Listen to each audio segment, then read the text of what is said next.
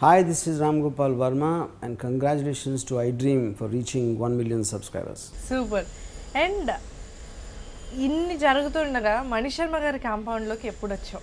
And అక్కడ నుండి speaker అనే బేసిక్గా ఆ పేరు విన్నప్పుడు కూడా ఎవరో ఈ అబ్బాయి పాడాడు అంటే ఎవరో ఈ అబ్బాయి బాలీవుడ్ నుండి తీసుకుని వచ్చారా, నార్త్ ఇండియన్, ఆ పేరు కూడా చాలా ఆ సౌండింగ్ అలా ఉంది, ఎవరి అబ్బాయి?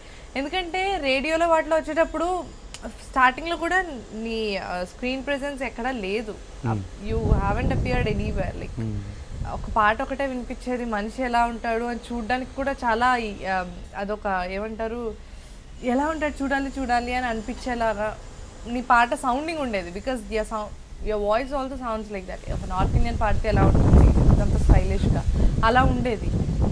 మణిగారి దగ్గర ఎప్పుడు జాయిన్ అయ్యావు, ఎలా జరిగింది అది? అది నేను ఇక్కడికి వచ్చిన కొత్తలో నేను చెన్నైలో ఉండిపోదాం అనుకున్నా ఆడియన్స్ జాయినింగ్ అయిన తర్వాత. అక్క ఇక్కడ ఉండేవాళ్ళు అప్పుడు. ఓకే. సో మా అక్క ఏరా ఇక్కడికి వచ్చేస్తావా అని అడిగింది. అంటే ఇక్కడ ఇండస్ట్రీ ఉంది, ఇక్కడ అంటే తెలుగు మ్యూజిక్, అక్కడైతే తమిళ మ్యూజిక్ వర్క్ చేస్తాం. సో ఇక్కడికి వెళ్ళాలా అక్కడికి వెళ్ళాలనేది ఒక కన్ఫ్యూజన్ టైం. సరే కన్ఫ్యూజన్ చూసుకున్న తర్వాత నేను ఎందుకో అనుకోకుండా ఆఖరి మూమెంట్లో ఇంకా డెసిషన్ హైదరాబాద్ అని తీసుకుని ఇటువైపు వచ్చా. వచ్చిన తర్వాత స్టార్టింగ్లో అంటే నాకు ఎవరు తెలియదు కదా ఇక్కడ. నేను ఇంకా ఏ వర్క్ అయినా నాకు ఓకే అనుకుని నేను స్టార్ట్ చేశాను. ఏ వర్క్ అయినా ఓకే అనుకున్నప్పుడు అనుకోకుండా నాకు మ్యూజిక్ డైరెక్షన్కి 2-3 ప్రైవేట్ ఆల్బమ్స్కి వాటికి వచ్చాయి. వచ్చినప్పుడు వాటికి నేను వర్క్ చేయడం స్టార్ట్ చేశాను. అంటే మ్యూజిక్ డైరెక్షన్ అంటే నాకు తెలిసేయండి, ఇప్పుడు నాకు ఇక్కడ ఎవరో తెలియదు. సో నేను స్టార్ట్ చేసి నేను కంపోజింగ్ చేసుకుని, నేనే ప్రోగ్రామింగ్ చేసుకుని, రఫ్ వర్షన్ అన్ని పాడేసుకుని నేను ఇచ్చేసేవాడిని ట్రాక్లు. తర్వాత ఎవరెవరు వస్తే వాళ్ళ చేత పాడించేవాడిని. అలా చేసుకున్నాను స్టార్టింగ్లో. అప్పుడు అలాంటి టైంలో ఇంకొక అన్నయ్య నాని అని చెప్పి ఇంకొక రిథమ్ ప్లేయర్ ఇంకొక ఆయన ఉన్నారు. ఆయన నేను ఒకసారి నేను ప్లే చేస్తున్నప్పుడు, అంటే ఒక సాంగ్ నేను పర్ఫార్మెన్స్ చేస్తున్నప్పుడు ఆ టైంలో నాకు ఆయన పరిచయం. సో ఆయన నాకు తెలిసిన ఇండస్ట్రీలో మనిషి ఆయన మాత్రమే. సో ఆయన ఒకరోజు విని కలిసి నువ్వు ఇక్కడ ఉన్నావు ఏంటి అని చెప్పి కలిసి నావి మూవీస్ అవుతున్నాయి, వర్క్ అవుతుంది, ఒకసారి నువ్వు నాకు హెల్ప్ చేద్దు కానీ నాకు అసిస్ట్ చేయాలని చెప్పేసి అడిగారు. అడిగితే నేను వెళ్ళినప్పుడు ఆయన ట్యూన్స్ అవి ఏ ఉండే అవన్నీ పాడటం అలా జరిగి, సో ఆయన ఆ రోజు ఒకసారి సజెస్ట్ చేశారు, నువ్వు ఎందుకు ఇట్లాగా నువ్వు ఇప్పుడైతే సడన్గా ఆ డెసిషన్ తీసుకో, మాకు this is not the right time, ఎందుకంటే నువ్వు నేర్చుకోవాల్సిన టైం అని అన్నది. నాకు కూడా నిజమే, నేను నమ్ముతాను ఆ విషయం, కానీ ఏదో ఒకటి కావాలి కదా for us to do, we have to do something over here. So అంటే ఆయన అన్నారు సరే మనం అయితే చూద్దాం, ఫస్ట్ అయితే నాకైతే వర్క్ చేయని అన్నారు. ఆయనకు ఒక రోజు ఆయన మూవీ వర్క్ అవుతున్నప్పుడు ఇంజనీర్ అబ్స్కాండ్ అయిపోయాడు.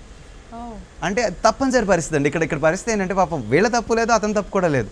వీళ్ళకేమో ఎర్జెన్సీ ఉంది, రిక్వైర్మెంట్ 2 రోజుల్లో షూట్కి వెళ్ళిపోవాలి, షూట్ కూడా వేరే చోట, సో పాటలు అయిపోవాలి.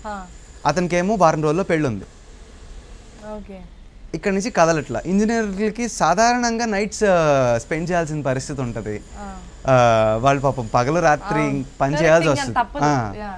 బ్రేకులు కూడా కొంచెం తక్కువే ఉంటాయి కొంచెం అది. అయితే ఆ టైంలో పాపం అతను తప్పనిసరిలో అతను అబ్స్కాండ్ అయిపోయాడు, ఆరోగ్యం కూడా ఇదైపోయి. ఆ టైంలో వీళ్ళు పాపం ఏమో ఇరుక్కుపోయారు.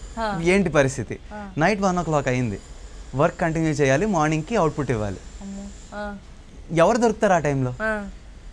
సరే నేను అన్నయ్య మీరేమో అనుకోకపోతే నేను ట్రై చేయొచ్చా అని అడిగా. నువ్వు చేస్తావా అని అడిగారు. అంటే నేను పర్వాలేదనే, నేను ప్రొడ్యూస్ హ్యాండిల్ చేస్తాను అని అంటే ఏది రా కూర్చో అన్నారు, చెయ్యి అన్నారు. సరే నేను చేసి టకటక ఓకే టేక్ అండి, నెక్స్ట్ లైన్, నెక్స్ట్ నేను టేక్ చేసుకుంటూ వెళ్తున్నా. ఈయన అంతలోకి లేచి వెళ్ళిపోయారు ఇక్కడ నుంచి.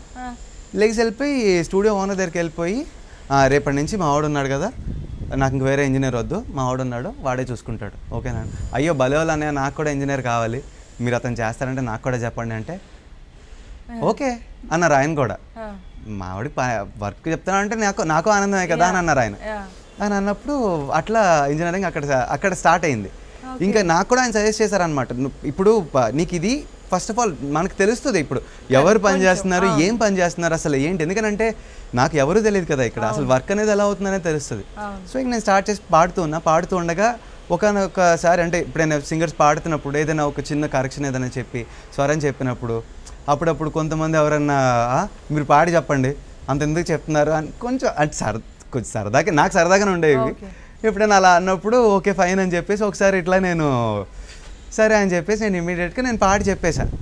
వాళ్ళు ట్రై చేస్తున్నారు, వాళ్ళకి అది అర్థం కాలేదో కాబోల్లో, మరి నేను కరెక్షన్ చెప్పగానే ఇమీడియట్గా డైరెక్టర్ ఇటు తిరిగి మ్యూజిక్ డైరెక్టర్ ఇటు తిరిగి మీరు ఉండండి అని చెప్పేసి టాక్ బ్యాక్ ఆఫ్ చేసి టేక్ ఎలా చేయాలో చెప్పన్నాడు.